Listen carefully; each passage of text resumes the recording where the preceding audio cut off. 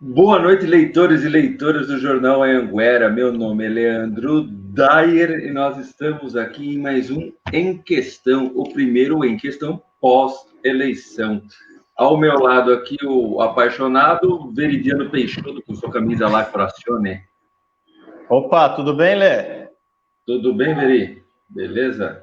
Bem, cansado, né? Porque foi uma maratona ontem, cara.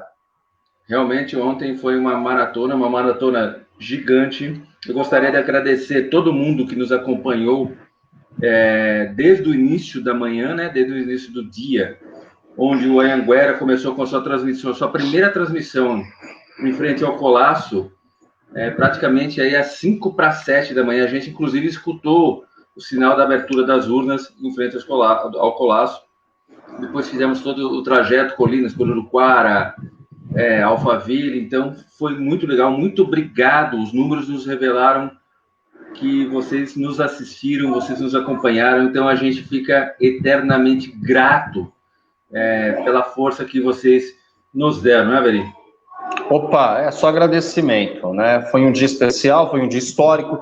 Eu considero histórico porque, no meu ponto de vista, né? Eu acredito que há mais pessoas que pelo menos compartilham desse pensamento, que um dia de eleição ele é um dia histórico, porque ele é importante, principalmente uma eleição municipal, que ela vai determinar os rumos tomados pelo município. É, Enfim, quando você tem uma eleição, envolve o presidente, o governador, o deputado, o senador, muitas vezes esse tipo de eleição ela é considerada mais como uma obrigação, né? Esses dias nós estávamos conversando a questão do direito e da obrigação, porque ela demonstra, ou pelo menos ela passa a impressão de que é algo distante. Agora, uma eleição municipal, não. Você vê aí as ruas de Santana de Parnaíba estavam lotadas, né? Em algumas delas, em alguns pontos de votação, realmente uma aglomeração além da adequada, não é nem recomendada, né? A recomendação era que não houvesse aglomerações, mas no limite do tolerável. Mas não houve grandes incidentes, pelo menos onde nós estávamos, aí onde nós transitamos, não houve registros graves, e foi aí a festa da democracia. A população de Santana de Parnaíba escolheu o seu prefeito e uma nova constituição da Câmara, que nós vamos falar aí logo após no nosso Em Questão.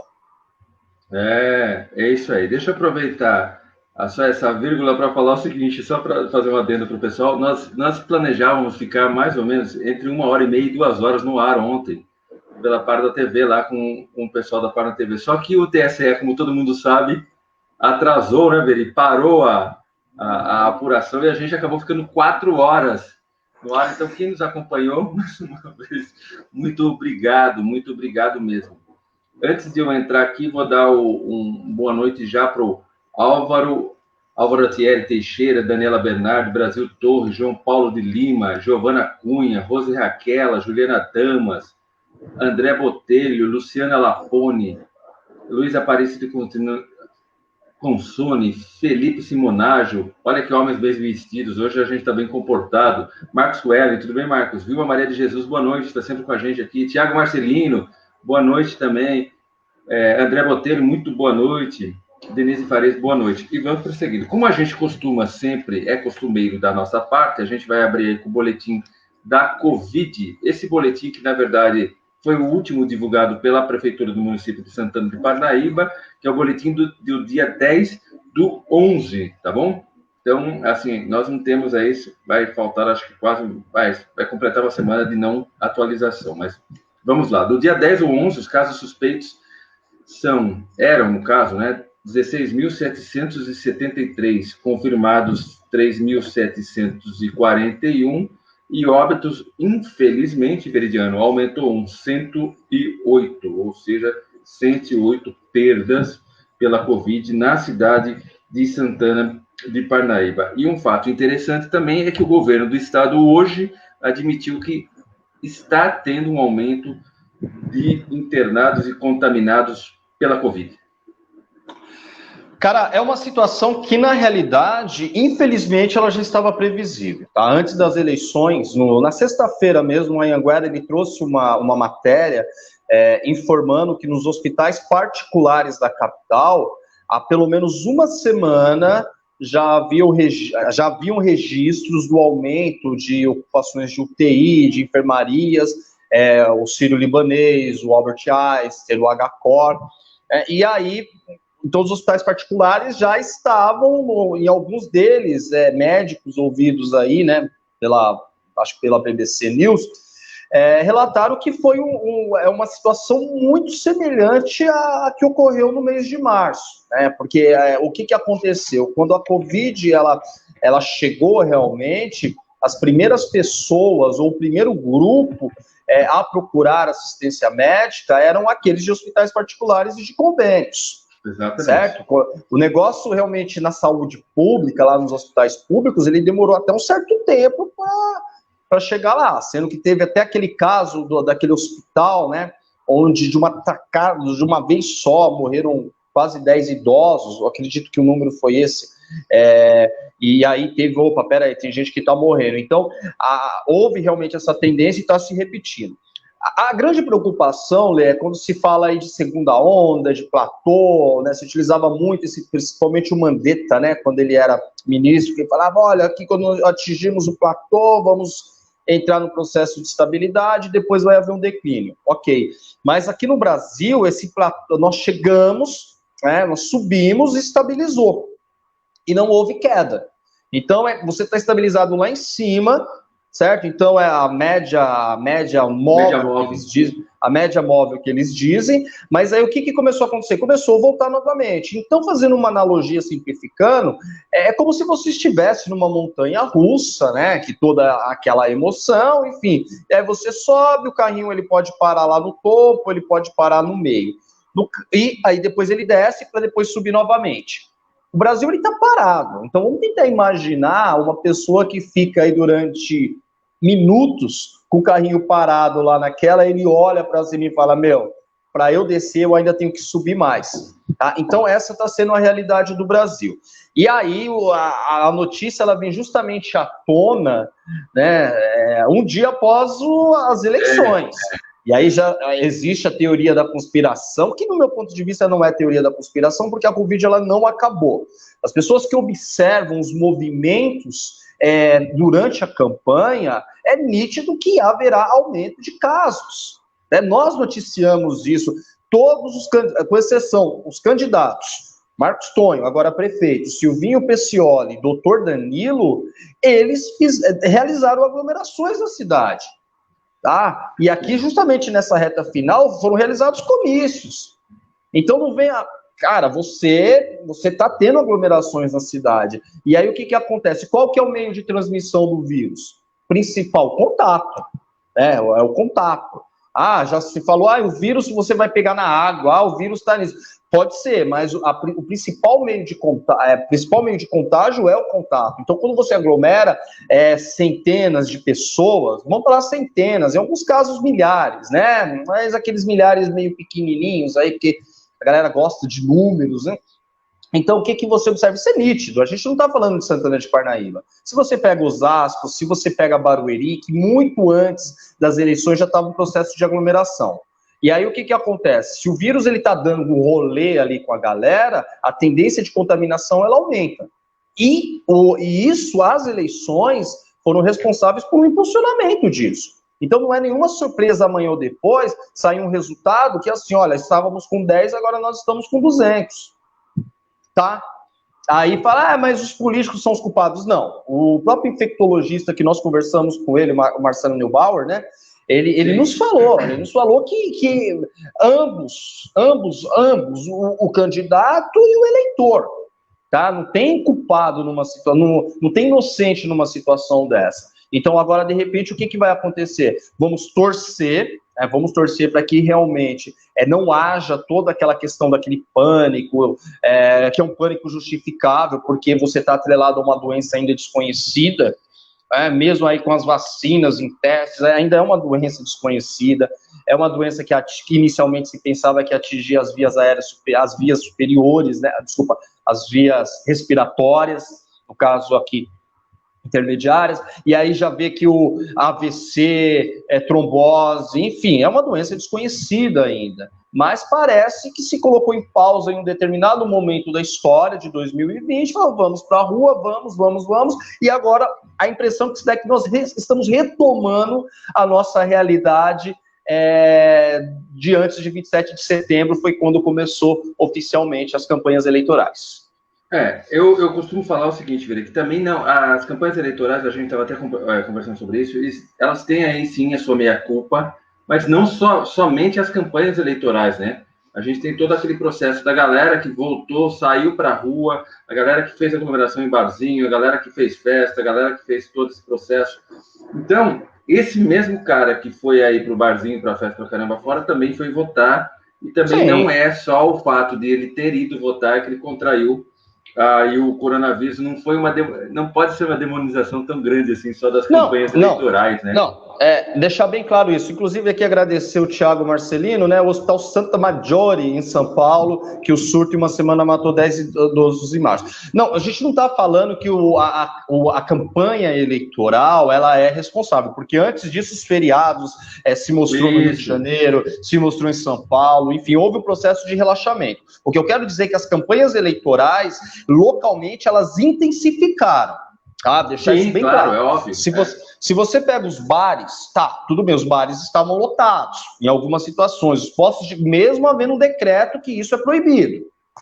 Agora, individualmente, o movimento de campanha, ele, em um único evento, eles concentravam mais pessoas. Concentrava mais pessoas. Então, assim, não é que amanhã ou depois vai falar que os políticos são responsáveis. Não é. Mas que houve um impulsionamento, e esse impulsionamento ele dá uma falsa sensação de que tudo voltou ao normal.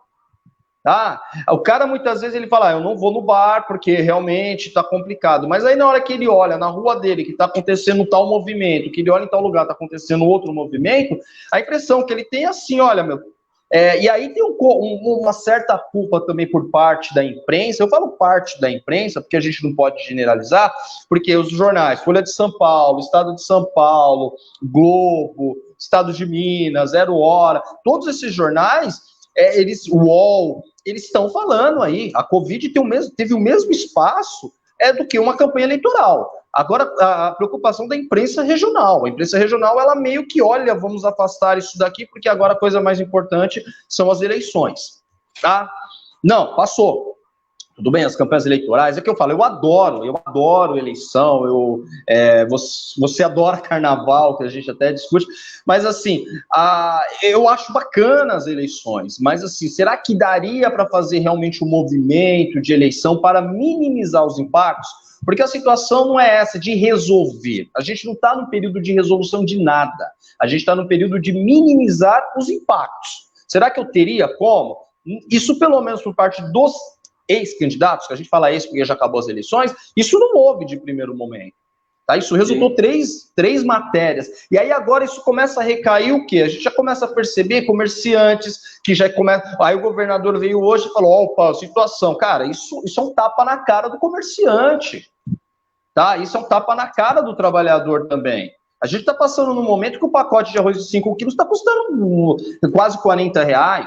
O litro do óleo está custando quase... não, mas é porque a questão aí da paralisação da economia... Enfim, a economia, alguém está ganhando dinheiro, e muito dinheiro com isso. Agora, assim, o Brasil é um país muito vulnerável economicamente, e isso é reflexo também dos municípios, porque quando nós falamos do Brasil, essa vulnerabilidade começa nos municípios, aí ela se estende para o Estado para chegar, né, num cenário nacional. Então, vamos tentar imaginar, aí no nosso caso específico, Santana de Parnaíba, que foi a última cidade a implantar um sistema de atendimento direcionado ao tratamento da Covid. Pelo menos até agora não houve informação de desativação, né? Parece que a casa do idoso ela está lá, tudo, enfim. Mas você pega outras cidades, você pega Osasco mesmo, já desativou, Cajamar já desativou. Então, opa, vamos desativar. E aí existe essa preocupação por parte das pessoas. No caso de letalidade, a letalidade não está sendo, pelo menos o registro de letalidade nesse momento, ele não é tão alto quanto ocorreu no mês de abril, maio. Abril, maio, aqui no nosso caso nós tivemos esse pico em junho e julho. Mas Sim. As cidades vizinhas isso ocorreu entre abril e maio. Tá? Isso não tem, ainda bem. Mas a pessoa, dependendo do estado dela, ela vai precisar de um atendimento prioritário. Né? Então, Sim. Me parece que, pelo menos de todos os males, Santana de Parnaíba ainda está mantendo. Pelo menos nós não temos a informação de que foi desativado. Então, dá-se entender que está lá preparado, tudo. Enfim, então, hoje, Parnaíba, de repente, dispõe de uma estrutura. Como diz, esperamos que ela não seja usada. Ah, mas Exatamente. Aí você está chegando o final de ano, as festas, então isso mexe com o imaginário das pessoas. Saímos de uma eleição, que a eleição também ela tem um reflexo de esperança, as coisas vão mudar. As pessoas entendem dessa maneira. E daqui 2 semanas, praticamente, nós entramos aí no pré-natal, né? Olha, pré-natal, que palavra bonita. E aí tem o Natal, comemoração, enfim, Réveillon. E aí, como que está isso daí? Então, as autoridades, como o Dória veio agora, que no meu ponto, de maneira tardia, mas ele veio agora porque ele tem os dados. Tá, tudo bem, a semana passada esses dados aí meio que sumiram, né? O problema do sistema, porque a gente no Brasil está tendo problema de sistema em tudo. É o sistema eleitoral, é o sistema de saúde, quando de repente começar funciona esse Pix aí, com certeza vai ter um congestionamento nas transações bancárias. O Brasil, ele tem uma característica de nada funcionar na primeira, né? Então, enfim, não é eu que estou falando. Foi semana passada, não funcionou o sistema de saúde, tem dados desatualizados. E aí ontem não funcionou o computador do Tribunal Superior Eleitoral. Bom, é isso aí. Lembrando a todos que aqui estão que em questão de hoje tem o apoio da Acesso Saúde e da Carinhos Pet Acesso Saúde, que fica aqui no Lago São Bento, ao lado do Banco Bradesco. E aproveito para dar o meu boa noite para Denise Farias, boa noite, Paulinha Ramira também, Kelly Banff, minha vizinha, boa noite, Sandro Fortuna, grande Sandro, está sempre com a gente, boa noite, Jairo Sandi, Eliana Silva, boa noite, Thomas Yamamoto, Adriana Vieira, Dri Correia, Jorginho Cipriano, Clotilde Dair, boa noite, titia. Vande Pontes, boa noite. Neuza Oliveira, saudade de você, Neuzinha, boa noite também. Eide Oliveira, boa noite. Rose Oliveira, Rogério Romani, Ângela Murai, desculpa, Ângela. Ângela é minha amiga de muito tempo. Eduardo Martins, Adriel, Rita de Cássia, Rosana Cardoso, boa noite. Janaína Cassiane, Eliana Dair, boa noite, mamãe. Ivaldo Marques, Daniane Bernardo, boa noite mesmo, muito obrigado. Veridiano, então é o seguinte, logo no dia da escolha aí do Marco Tonho, você registrou aqui que era a escolha mais sensata, porém não sabíamos se era a mais correta. Mostrou-se sim a escolha mais correta, já que o Marco Tonho foi eleito, né, Veri?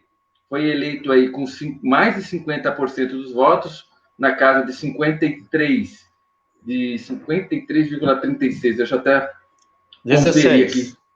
16, né?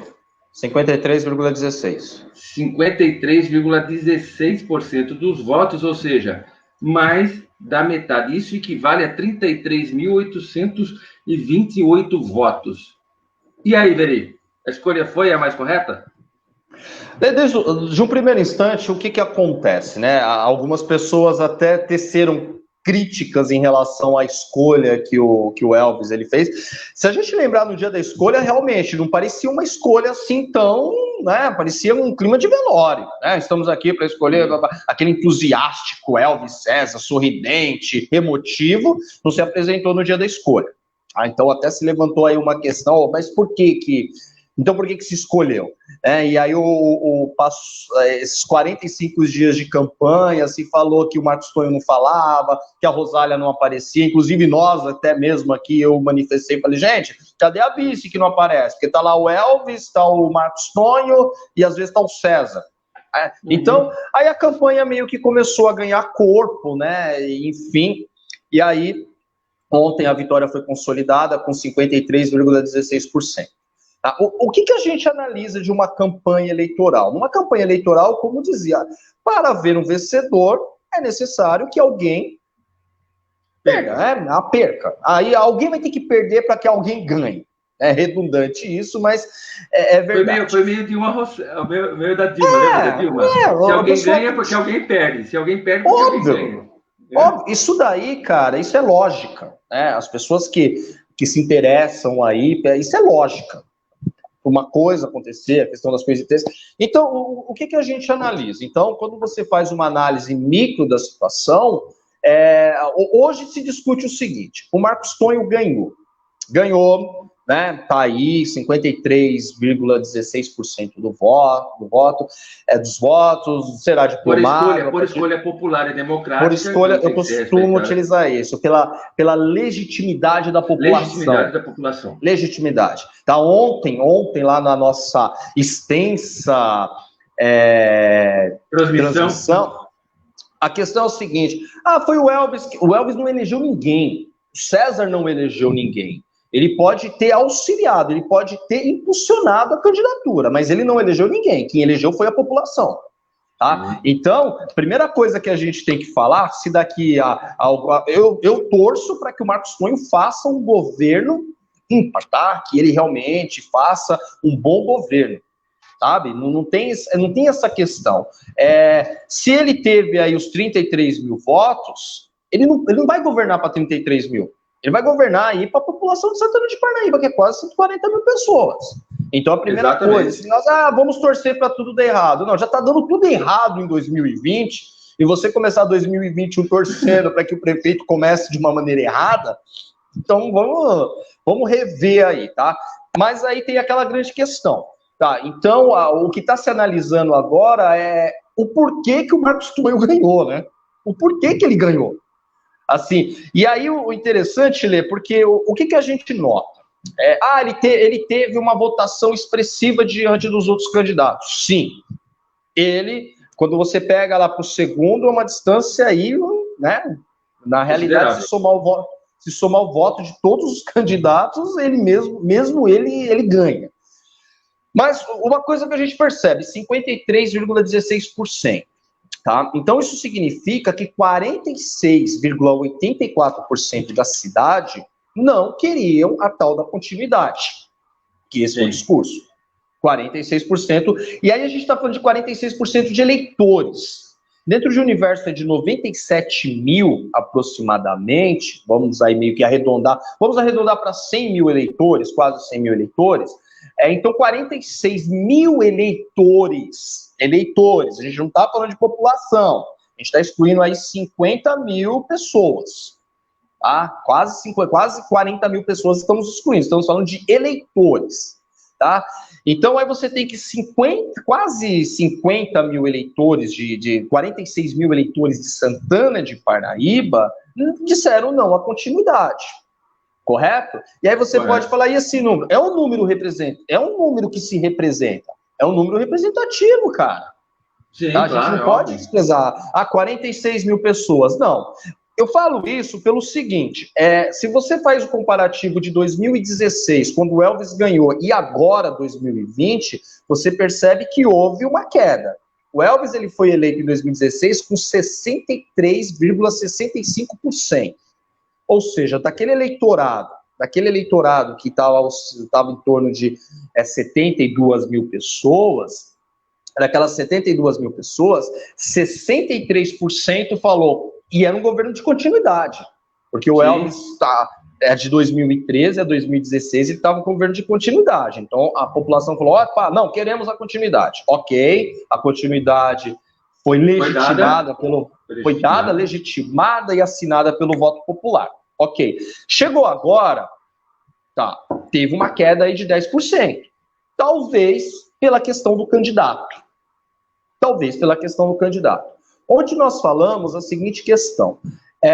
Suponhamos que todos os candidatos eles possuem uma roupagem, né? Que eles estão aí, você coloca uma roupa em cada uma deles. Suponhamos que a roupa do Marcos Tonho seria a Prefeitura de Santana de Parnaíba, a máquina pública, e Elvis, César e César. Suponhamos que ele estaria vestido dessa maneira, correto? É só uma analogia, gente. Não vai pensar assim que o Elvis virou marca de roupa, tá? Não, não é isso. Ele tá vestido. Suponhamos que se nós tirássemos essa roupa Elvis e tirássemos essa roupa Prefeitura de Santana de Parnaíba e deixasse aí o Tonho nu, no bom sentido da palavra, situação de igualdade com os outros candidatos. Vamos fazer esse raciocínio, vamos pensar desta maneira. Se não tivesse o Elvis e se não tivesse a máquina pública, o resultado seria o que ocorreu ontem? Não sabemos. Não tem como saber, né, Veri?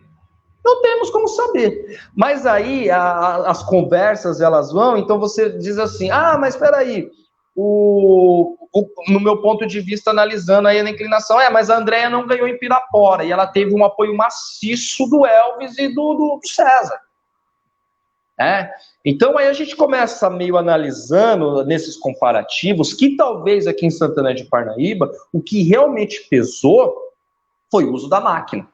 O Elvis tem uma contribuição significativa? Tem.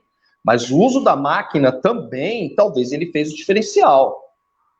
O uso da máquina. E a máquina foi muito utilizada nessas últimas semanas. Para transferência de voto, né? Pode até ser para transferência de voto, né? A máquina inaugurou obras, algumas sem estrutura, A máquina inaugurou obras, também algumas inacabadas. Então a máquina trabalhou. Mas espera aí, isso daí, o que você está dizendo que tudo foi feito em prol da eleição? Não é que eu estou querendo dizer isso, mas isso ocorreu nessa semana, isso vem ocorrendo desde o dia 27.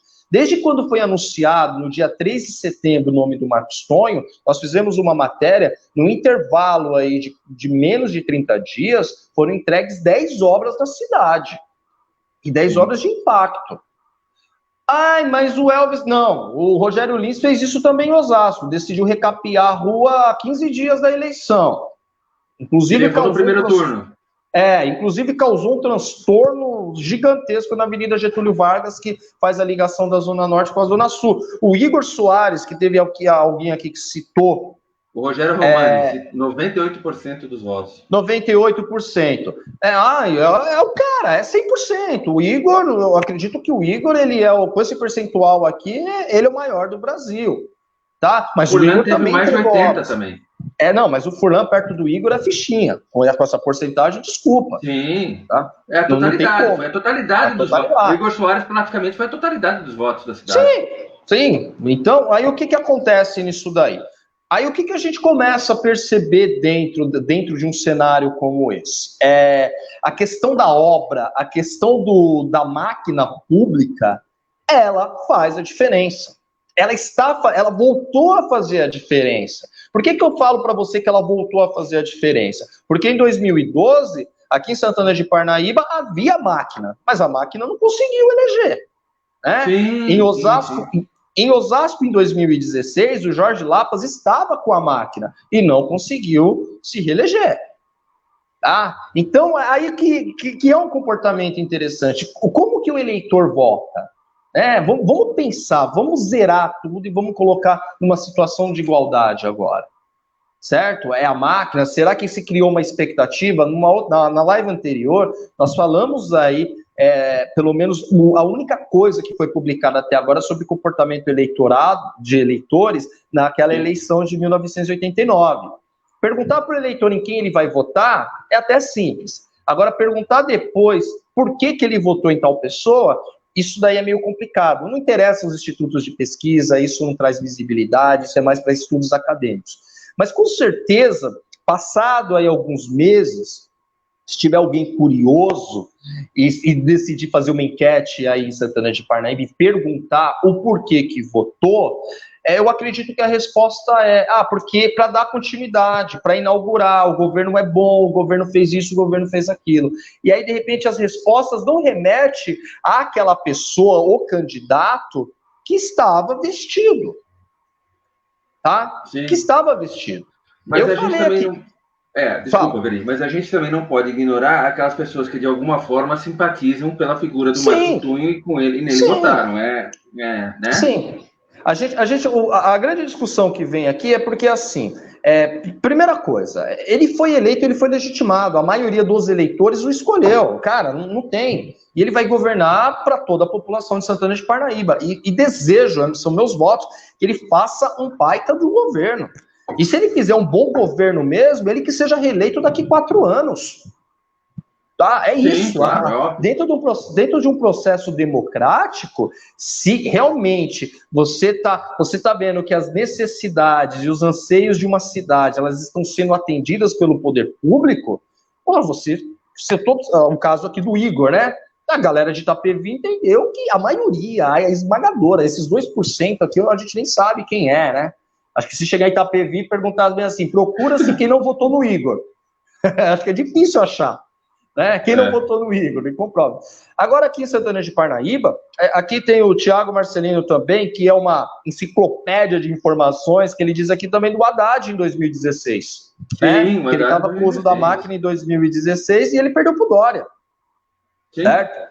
Então, é assim, a máquina pública, ela é um brinquedo perigoso. Quem saber, porque como dizia aí os grandes filósofos, né, aí do passado, os teóricos da política, a questão do Estado. O Estado te domina, o Estado te impõe as regras dele. Tá? Não tente, você é menor do que o Estado. Mas em alguns momentos tem pessoas que conseguem ali trocar uma ideia com o Estado, né? Essa máquina, esse Leviatã que o Hobbes falava, né?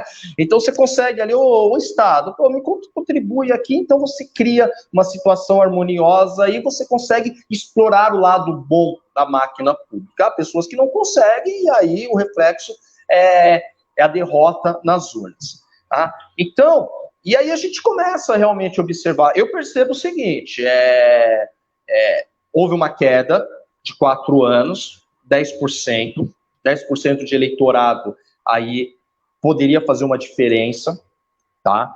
E aí vem a grande questão, o que se espera, e aí talvez a grande pergunta da oposição desses 46%, a pergunta que está ecoando o que se espera do governo Marcos Cunha? Então, a gente, na verdade, a gente não sabe o comportamento do Marcos Cunha na rua, porque, claro, ele não sentou ainda na cadeira e nem tem o peso da caneta, e também a gente não sabe como que ele vai se comportar. Mas uma coisa é clara, que a gente vai perder, a gente não, que dificilmente alguém vai chegar no carisma e na popularidade que o Elvis, e na facilidade que o Elvis tinha de andar na rua, pelo menos aí. A gente vê que ele é aquele cara que realmente foi lá na feira fazer campanha de bermuda. A gente chegou a falar isso em live, tá lembrado, Veri? Falar de campanha de bermuda, de sandália, essas coisas todas. Então, o comportamento do Marco Tonho, a gente vai ter que aí esperar pelo menos de 6 meses a 1 ano para que a Só gente deixa eu fazer possa ver. Vai. Um adendo aqui, a Vilma, ela fez o seguinte, vocês observaram nos comentários de ontem, pessoas perguntando se o Elvis tinha ganhado, eu acredito que algumas pessoas se confundiram.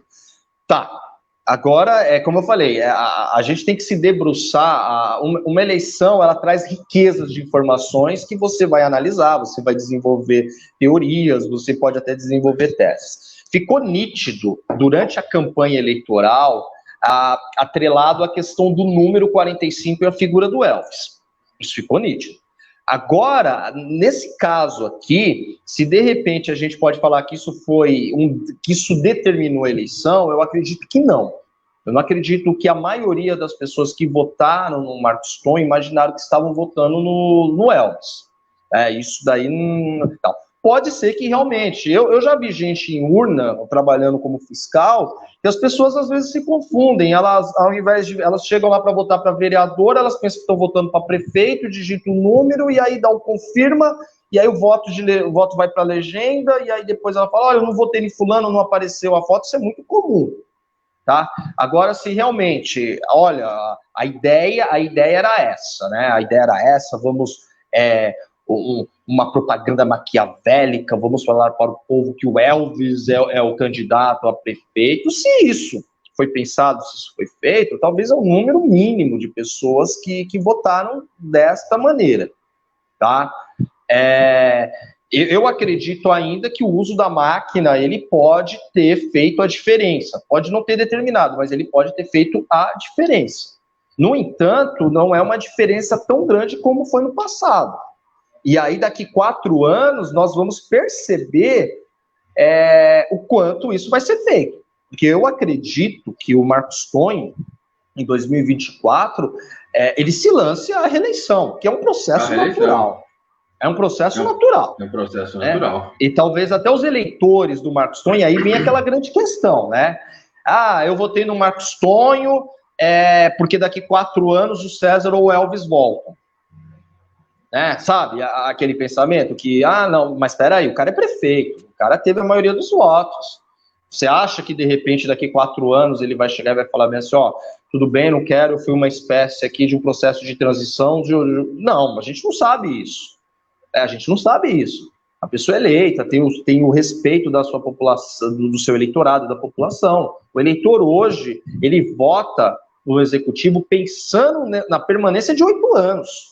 Por isso que a todos aqui, com exceção de Jandira do Baruf, né, que não foi reeleito, todos os outros foram reeleitos. E todos no primeiro turno. Furlan, que tem o segundo turno em Barueri, Marcos Neves em Carapicuíba, que também tem o segundo turno, Rogério Lins. Então, o que acontece? Os caras só foram lá legitimar. Aí assim, a gente pensou, a gente tem que ir de 4 em 4 anos e não vai ser diferente aqui. Né? Não vai ser diferente. O próprio Danilo aqui também, em Cajamar, teve uma votação expressiva, ele pegou aí metade de um mandato, mas é um processo de reeleição. Né? Em Pirapora, o Dani, ele fez a primeira parte do mandato do Gregório. Tá? Então o Dani meio que assim, é uma reeleição incompleta, né? É uma reeleição incompleta ali no meio ali do Gregório, que acabou assumindo o Dani na condição de presidente da Câmara. Mas se você pegar, o retrospecto mostra que a maioria dos prefeitos eleitos, eles vão disputar a reeleição e às vezes eles ganham. A maioria esmagadora ganha a reeleição. Então, o eleitorado do Marcos Tonho, que o escolheu, também já deve estar pensando dessa maneira, não de um mandato de 4 anos. Se não houver uma mudança de legislação, e mesmo que ela ocorra agora, ela não vai atingir esses mandatos, mas assim, é você projetar. É como eu falei esses dias. Então, você pega assim, qual é o orçamento de Santana de Parnaíba nos próximos 4 anos, por ano? Multiplica isso por 4. Tá? É um cheque que o eleitorado assinou e deu ao prefeito. Falou, você tem isso para administrar a cidade. Tá? E aí você pensa 8 anos. Certo? A tendência no Brasil é esta. Tá? Você elege a pessoa no seu primeiro mandato com uma tendência de que ela vai disputar a reeleição. É isso aí. Deixa eu dar o meu boa noite aqui para o Endel Renato. Boa noite, Endel. Grande amigo. Neiva Rodrigues. O Rogério já falei também. Jack Billy. Boa noite, Jack. Peraí que pulou aqui, que rodou muito. Edson Parmão. Boa noite, rapaziada. Boa noite. Suene Santana. Boa noite. Leandro Castro. Boa noite, Leandro. Tem mais gente aqui. Peraí, vamos lá. A Kelly já falei. O Thiago Marcelino também. Rose Oliveira. Boa noite, Rose. Eli Martins, boa noite, muito obrigado. Gabriel Conceição, boa noite. Líria Locher Wegner, se eu errei o nome, perdão, boa noite. Boa noite. Mas, Veridiano, é o seguinte, para sabermos se teremos 4, 6, 8, 2 anos, o governo, o executivo, ele tem que ter uma boa relação, principalmente com o legislativo. O legislativo é parte fundamental aí da governança e do sucesso da governança de uma cidade. Nosso legislativo foi trocado, a Câmara Municipal trocou aí 7 dos 17 vereadores, tendo destaque a Sabrina Colella, com sua maior votação. Sabrina Colella, que levou aí o número, deixa eu conferir aqui, de 2.526 votos. Seguido aí, a gente vai voltar no tema também, mas seguido aí pelo Silvinho Pecioli Filho, 1.873 votos. É uma votação considerável, né, Veri? E é uma mudança considerável também. Quando nós falamos aí, né, da questão da mudança, ela passa pelo processo eleitoral. Deixa eu ver aqui, até uma questão que foi se falado para o PSDB, que ele cai muito em relação a isso. Então, aqui, a eleição da região oeste mostra a força que o PSDB ganhou nas cidades, tá?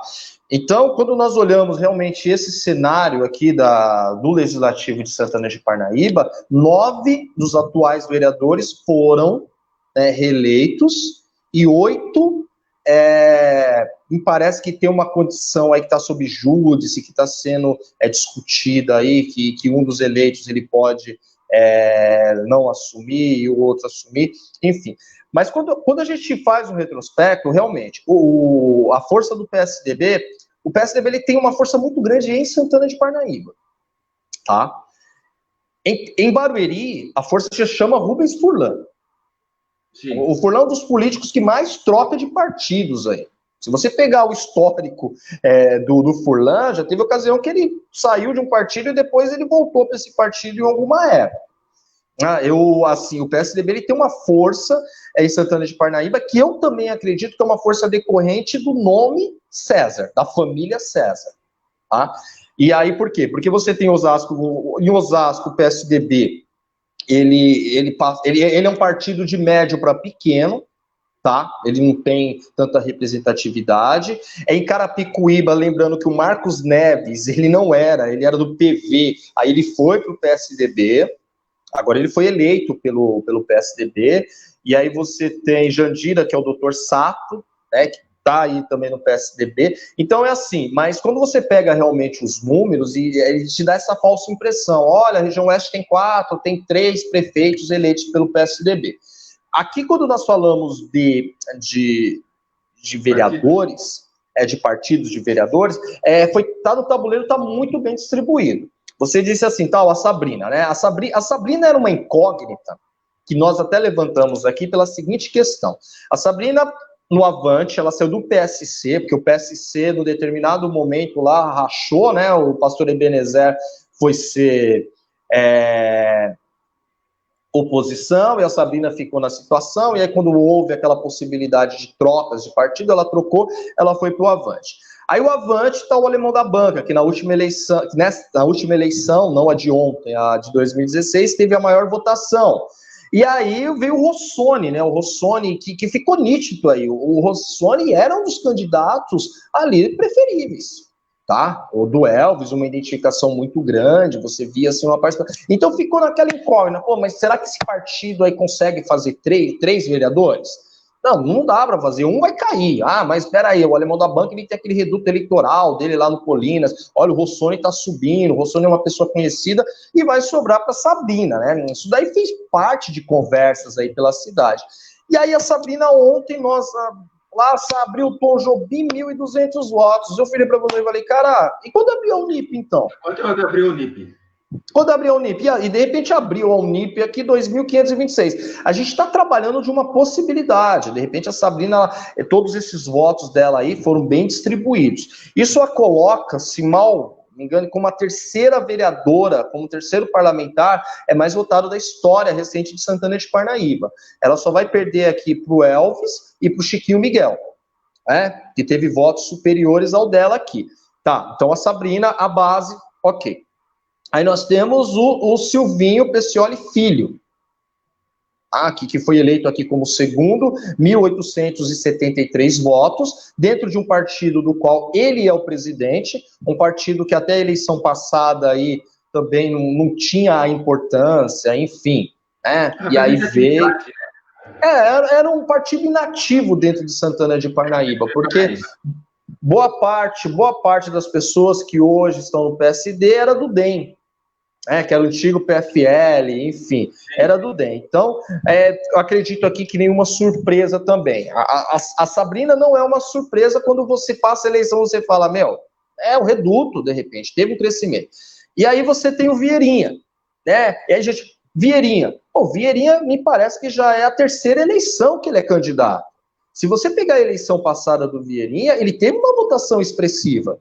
Dependendo do partido que ele estivesse lá, ele talvez poderia ter sido eleito na eleição passada. Então, assim, não é surpreendente que o Vieirinha ele vinha com 1.434 votos. Não é surpreendente. Então vamos passando aqui. Hugo Silva, como dizem aí citar aí o Aguinaldo Moreno, né, que foi eleito, aí que ele fala, o vereador com mandato dificilmente o perde. O Aguinaldo, ele tem essa frase que eu adoro, isso é a mesma coisa, vale para prefeito também. Se o vereador ele tem seu mandato, dificilmente ele perde. Nesse caso aqui dessa eleição, 8 perderam, né? O Alemão da Banca, 1.266 votos, também lá do Avante, ele saiu de Solidariedade, ele foi para o Avante. A enfermeira Neuci, com 1.226 votos, que também já era um nome que se esperava que poderia ser reeleito. O Adalto Pessoa, e aí a gente fala, o PSDB ele tem essas características, né? Ele é um partido de legenda forte. Só para vocês terem uma ideia, em 2012, o PSDB, em legenda, ele teve 7.078 votos. Ele só perdeu naquela eleição para o DEM, que teve 7.841. Em 2016, o PSDB foi para 10.818, ou seja, ele ganhou aí 3.000 votos. E agora, nessa eleição, ele recebeu, entre votos nominais e votos de legenda, 10.947. Então, ele é um partido que ele não oscilou muito aqui de 2016, aí ele agregou 100 votos a mais, mas isso é o suficiente para que ele desenhe esse cenário dentro da Câmara. 4 vereadores.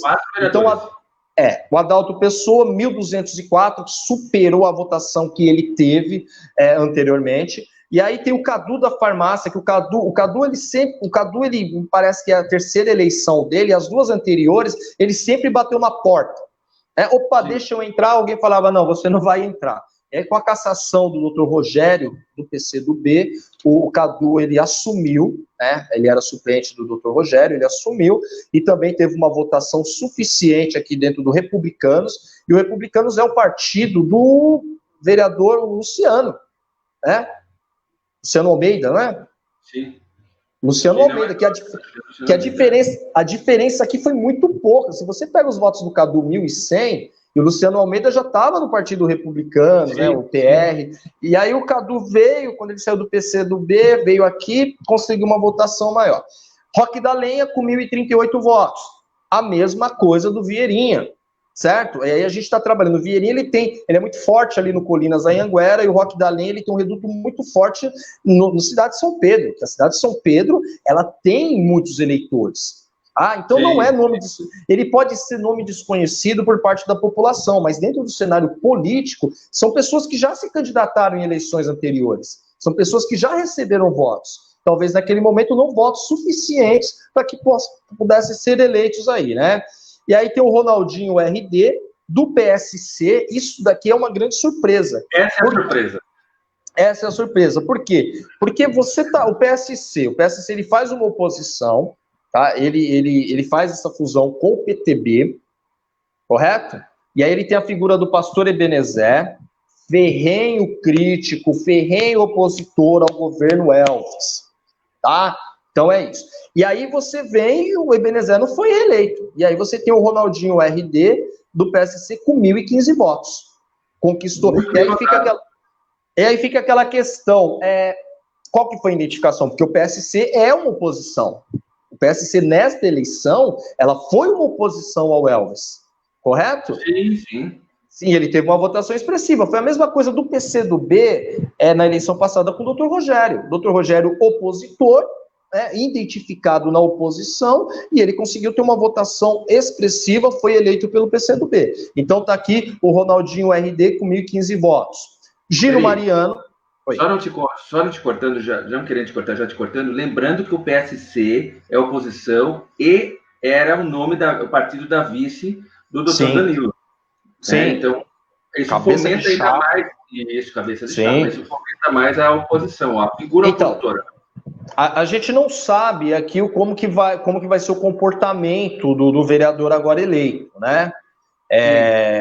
E aí, ele vai compor a base, ele vai fazer parte de uma oposição, mas assim, o grande nome da oposição do partido não foi eleito.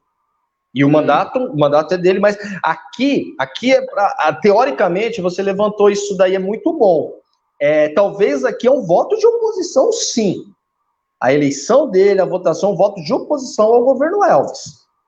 Certo? PSC, PTB, tá. Gino Mariano, e aí vem a grande questão, né? O Gino Mariano, eu imaginava que o Gino Mariano ia ser o cabeça de chapa do PSDB. Ele fez uma troca, ele saiu do PRTB, né, nessa troca no início do ano, ele foi para o PSDB, ele e o Ronaldo Santos. E ele recebeu um apoio declarado do Ronaldo Santos. Eu acredito que, no comparativo com eleições anteriores, o Gino até diminuiu o número de votos dele.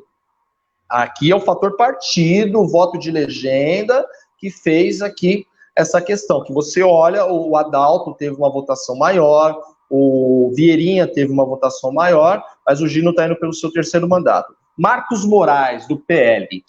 Hoje à tarde, inclusive, nós subimos aí uma matéria, né, do Marcos Moraes, o jovem Marcos Moraes, de 22 anos. 22 anos. 22 anos, ele teve 897 votos. Então, eu não sei, aí me parece que a pessoa mais jovem a assumir a Câmara de Santana de Parnaíba foi o Aguinaldo Moreno, né? Que ele diz que realmente... Então, mas anos, assim... Né?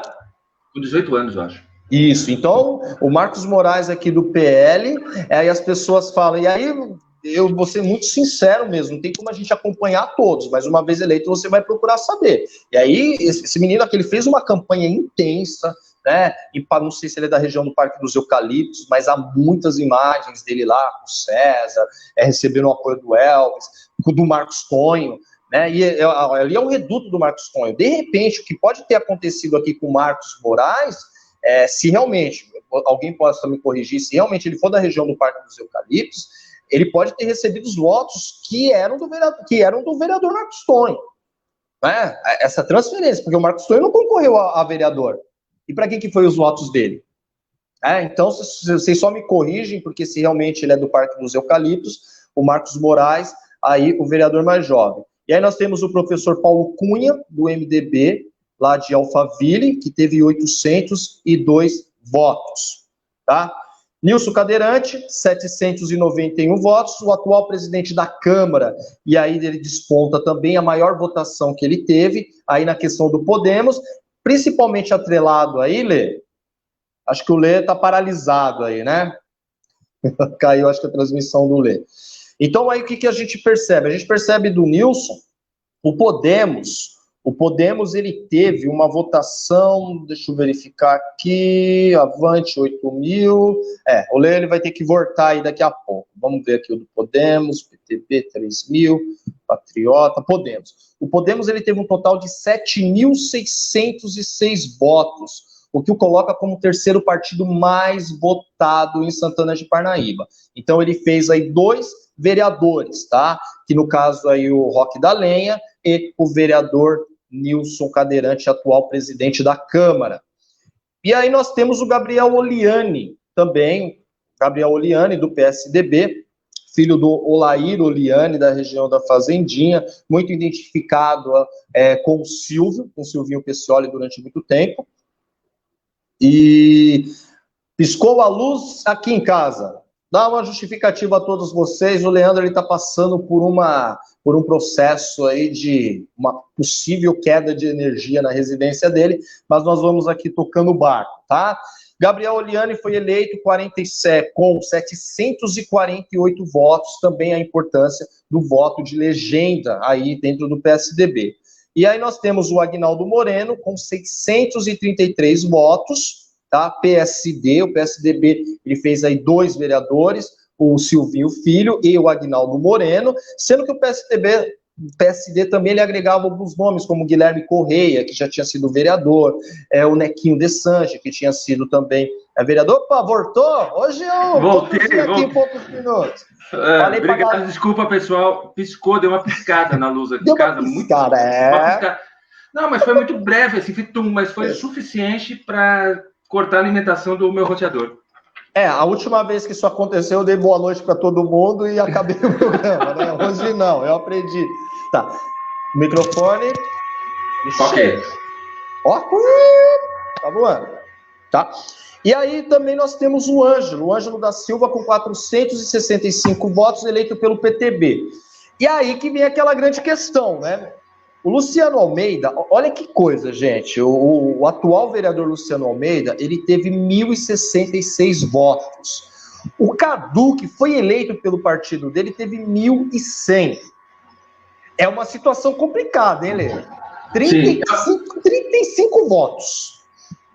Essa diferença é uma situação complicada. Eu até pensei que você estava falando do coeficiente eleitoral também, que depois eu quero falar. Que eu vou voltar aqui no Ângelo, tá? Mas olha o que acontece aqui, gente. Você tem o Luciano Almeida, que teve 1.066 votos, não conseguiu ser eleito. Por que ele não conseguiu ser eleito? O partido dele, o Republicanos, vamos lá, o Republicanos, ele teve um total de 4.969 votos. Como que aconteceu a constituição aí da Câmara e a escolha? Você pegou os votos válidos, você dividiu pelo número de cadeiras na Câmara, né, Lê? E aí você chega ao quociente eleitoral.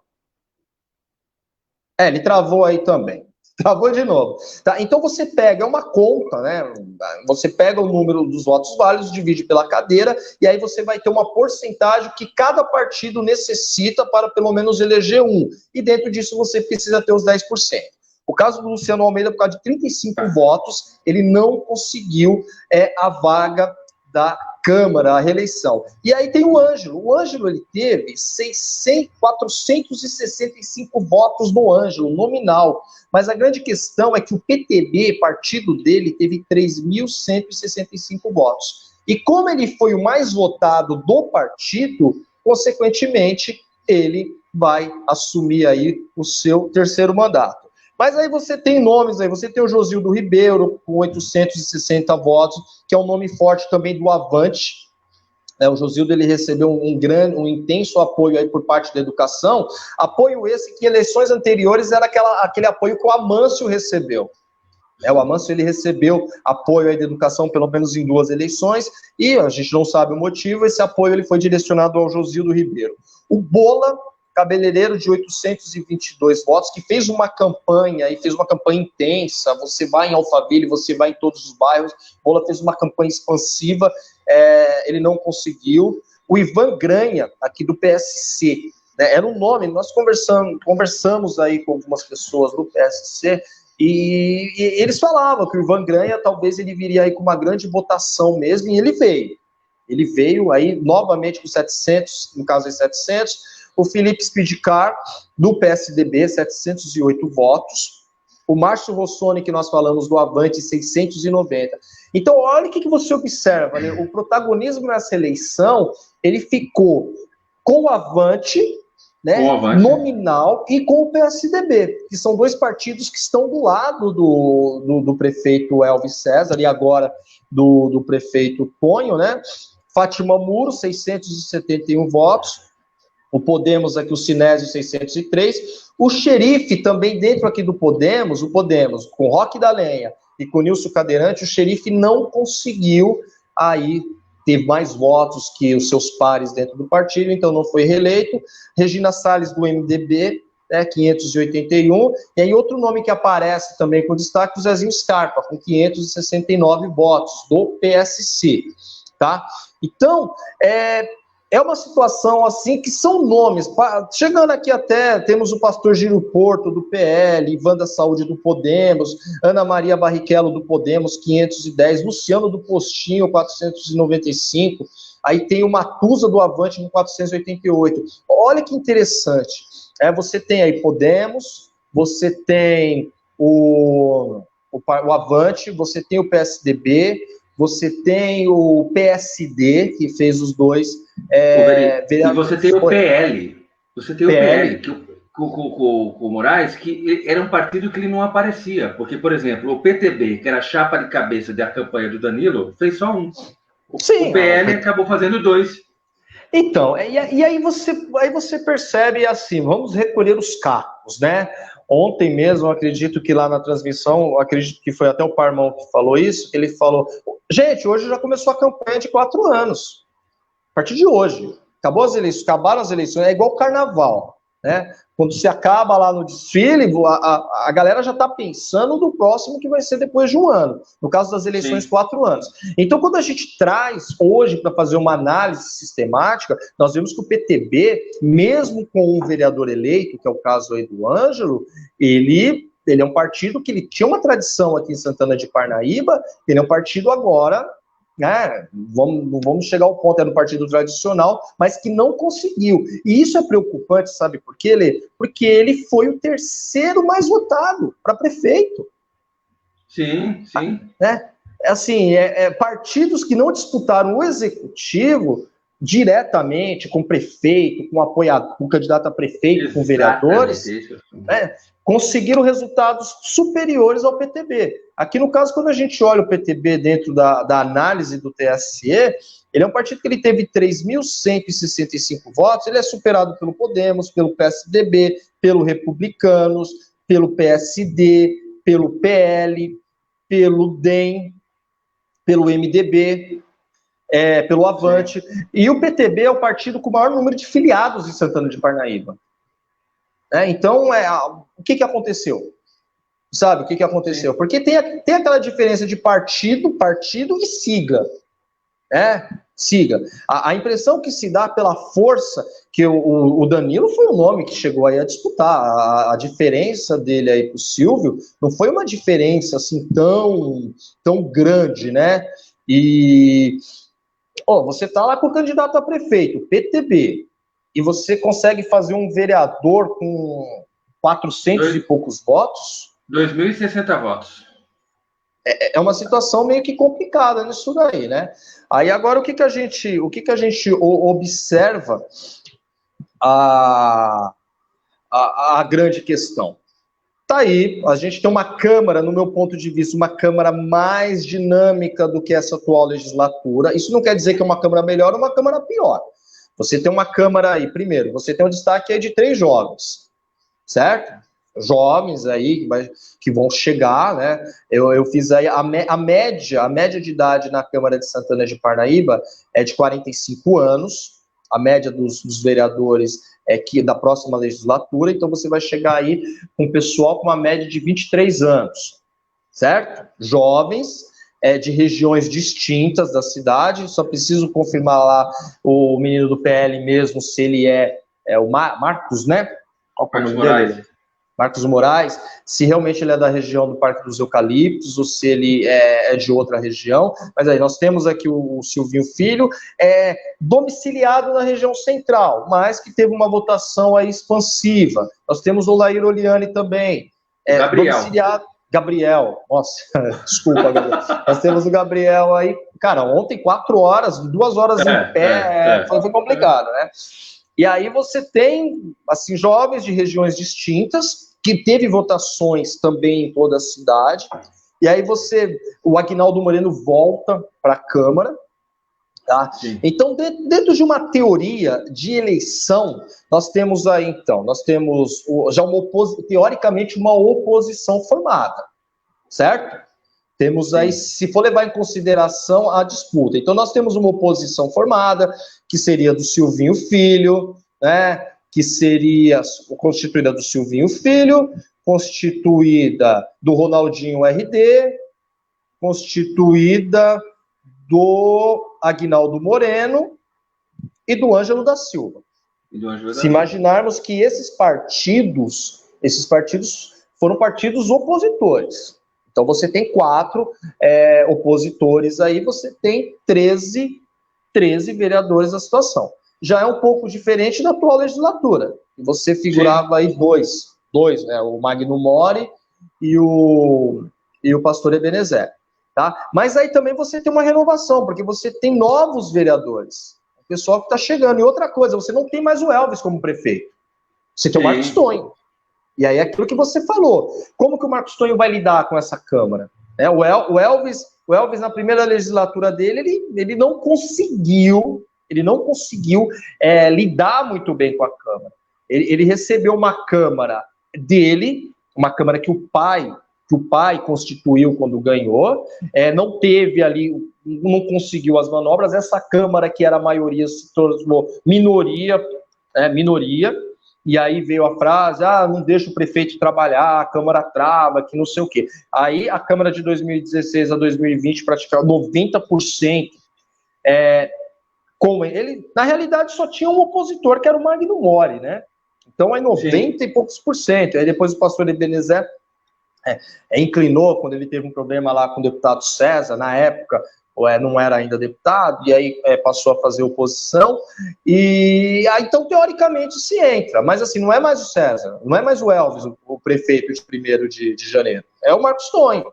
E aí o Marcos Tonho, ele ainda é vereador, cara. Né? Amanhã na sessão ele vai estar lá como vereador. Então, é assim, ele vai... imagina se ele fosse o presidente da Câmara agora. Ele ia dar posse a ele mesmo. Ele ia dar... da cerimônia, não é isso? Então ele vai estar lá, ele como prefeito, então assim, então ele tá quente, ele tá sabendo ali o que está acontecendo na Câmara, tal. Então eu acredito que não vai ser de um primeiro momento um distanciamento entre o poder executivo e o legislativo. De repente pode ser uma extensão, né? E aí é realmente a conversa, porque é uma coisa, ele ganhou para prefeito de Santana de Parnaíba, gente. Não é qualquer pessoa que ganha uma eleição para prefeito de uma cidade como Santana de Parnaíba, com as suas particularidades, com as suas diferenças econômicas, sociais, políticas, porque já temos aí diferenças políticas também. Então a pessoa, quando ganhou, cara, com certeza ele deve estar pensando 1001 coisas. Até ontem, ele trabalhava com a possibilidade. Hoje ele já trabalha com a realidade. Então, e aí, tomando a liberdade, mas a continuidade, recentemente aí veio à tona um sério problema dentro da Secretaria de Educação, né, que uma diretora tem acusado a cúpula da educação de assédio, de coação, e aí até o Anhanguera esteve presente numa manifestação. Isso tem que ser resolvido, isso tem que ser resolvido. Inclusive, eu quero até deixar o registro aqui, uma das coisas que nós falamos, se espera também um governo mais próximo, um governo que se comunique, né, junto à sociedade. Porque desde quinta-feira nós solicitamos informações ao SECOM sobre o ocorrido e não houve essas informações. Né? Então, isso é uma obrigação do poder público, vir à sociedade e falar, está acontecendo isso, mesmo que diga que vai investigar, que vai tomar alguma atitude dos fatos. Está o dito pelo não dito. Tá? Então, dentro desse cenário, a verdade que está prevalecendo até agora é que, dentro da Secretaria Municipal de Educação de Santana de Parnaíba, citado aí os secretários, supervisores e diretores, estão com uma política de coação e uma política de assédio perante aí as diretoras. Não houve resposta. Então, começar um governo com isso, sem uma resolução desses pontos, porque isso é grave, cara. Sabe, isso é grave. Sim. Isso é gravíssimo. Você não tá. Se isso acontecesse na iniciativa privada, um dos maiores motivos aí de processos, de demissões, é a questão do assédio moral, que foi enquadrado nesse caso, né? O assédio, a coação, colocar funcionários em estado vexatório, enfim. Isso na iniciativa privada, se vem à tona, vamos tentar imaginar uma empresa aí, uma multinacional, que o departamento X, você vê o que aconteceu em Hollywood, né? Sim. Lá na questão quando veio à tona. Então, o poder público ele tem que ter esse mesmo compromisso também, ainda redobrado, porque o salário pago a essas pessoas é oriundo dos pagadores de impostos da população de Santana de Parnaíba. Então, eu acredito que são essas coisas que o prefeito ele vai ter que verificar, vir a público, falar, está acontecendo isso, aconteceu aquilo, tal. Porque se tentar jogar isso para debaixo do tapete, vai ser problema. Hoje, Santana de Parnaíba é conhecida dentro da secretaria, dentro do meio educacional, a cidade onde a cúpula promoveu coação e assédio. Isso é verdade? A gente ainda não sabe porque não houve um pronunciamento oficial. Ficou dito pelo não dito. Então, dentro desses problemas aí. Veri, e só para a gente já terminar, que estourou o tempo, e a pergunta foi feita para a SECOM, nesse caso, né? Deixa eu dar uma boa noite aqui para fechar para o Luiz Paulo Chaves, meu amigo Luiz Paulo, para a Giovana Cunha, também para o João Paulo Lima. Né? É 120 o marco só. O Marcos é do 120, muita gente respondeu aqui que o Marcos é do 120, muito Legal, obrigado. Peço até mesmo desculpas a ele aí, tá? Que confesso mesmo, então ele é do 120. Então 120, ele, olha como 120 é. Então 120 tem o Ângelo, Cadu da Farmácia, Gino Mariano e o Marcos. E o Marcos Monarques, quatro representantes. Sempre, o Amâncio não ganhou, e aí? Eu falo, gente, o 120 é a região, é o bairro mais representado na Câmara de Santana de Parnaíba. É a que tem o maior número de vereadores, tá? População do 120. São 4 vereadores. De 17 são 4. Nessa legislatura, 4. Na próxima, 4. Exatamente. Nessa 4, na próxima 4. Deixa eu agradecer a todos aqui pela paciência e pela audiência, lembrando que o Em Questão tem apoio do Acesso Saúde, Unidade Santana de Parnaíba, que fica aqui no Largo São Bento, ao lado do Bradesco, e também da Carinhos Pet, que fica lá na rua, se eu não me esqueço, é na rua Aquário. É isso? Deixa eu só confirmar aqui isso, na rua Aquário 292, lá no Parque Santana. Muito obrigado para o pessoal que nos deu aí, nos parabenizou pela cobertura de ontem. Muito obrigado, Fernanda Scarpa, obrigado mesmo. Veri, é isso aí. E só, São Pedro, o Rubens, desculpa, o Rubens aqui também. O São Pedro também, ele tem 4, né? Ele tem 4. O São Pedro é 120. 120 São Pedro, se esses dois bairros aí, eles possuem praticamente a metade da Câmara Municipal de Santana de Parnaíba, tá? Então, a população desses dois bairros, vocês representam quase 50% do Legislativo de Santana de Parnaíba. Então, muito boa noite, Arão, que entrou agora, boa noite no finalzinho, boa noite mesmo. Eu só vou falar uma curiosidade para a gente fechar com chave de ouro. De hoje pro dia 1º de janeiro, a gente tem aí praticamente 45 dias. O mesmo 45 aí, que coisa. Então, parabéns. Uma coincidência, né? Uma coincidência. Parabéns pro prefeito eleito, pro Marcos Tonho. Parabéns para todos os vereadores eleitos, para as novas câmaras eleitas. Parabéns especialmente aí para esses 3 rapazes, esses jovens edis, né? Edis, esses jovens edis aí. Muito boa vereança aí nessa gestão 2021-2024. Muito obrigado, Veridiano Peixoto, obrigado pelos web telespectadores que aqui ficaram, pela paciência e pela audiência. O Em Questão volta segunda-feira que vem, a partir das 19h30. Valeu mesmo, pessoal. Valeu, brigadão. Tchau, gente.